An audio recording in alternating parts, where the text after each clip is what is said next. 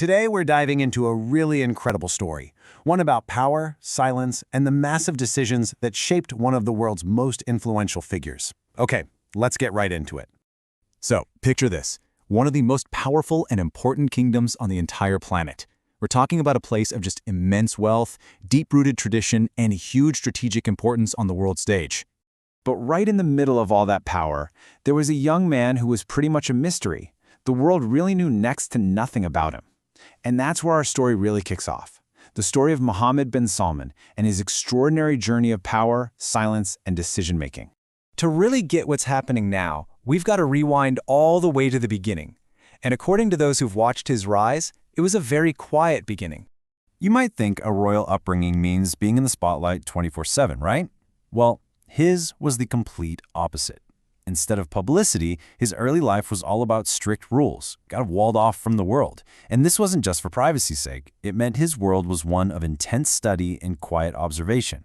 A long, long time spent learning how the gears of power really turn, all from the inside and without any public pressure.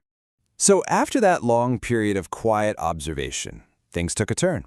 A period of real difficulty came along, and it's a time that many observers believe was absolutely crucial in forging his character. You see, his journey wasn't some straight, easy line. The early 2000s brought a huge shift, a really challenging time for the royal family, but on a much more personal level. And look, this wasn't stuff playing out in the headlines. These were private events that deeply impacted the family. And observers believe this is when that silence from his youth really became a teacher. It was during these tough times, completely away from the public stage, that he began to really understand the weight of responsibility and build this incredible resilience. These private challenges were, in a way, the very forge that shaped the leader he would become. All right, so after those quiet, formative years, he steps onto the world stage. And he doesn't just dip his toes in, he makes some huge, bold moves right away. We're talking massive global investments that got, let's just say, a very mixed reaction. You can really see two sides of the coin in those early years. On one hand, through the nation's Public Investment Fund, or PIF, some ventures were a big success, and you could see they were laying the groundwork for a future economic strategy. But on the other hand, other big-name investments got hammered with criticism and ended up losing money. For the very first time, his leadership was being tested out in the open for everyone to see.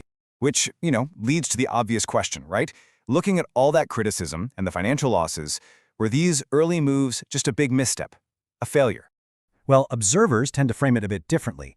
They see this period less as a failure and more as an essential high-stakes learning phase. It was like a real-world stress test where his strategic thinking was publicly tested, mistakes were definitely made, and his vision was ultimately sharpened because of those experiences. So, what comes out of all this? What emerges from the years of quiet observation, personal hardship, and very public testing? Well, what came next was a grand, incredibly ambitious strategy that was designed to chart a whole new course for the entire nation.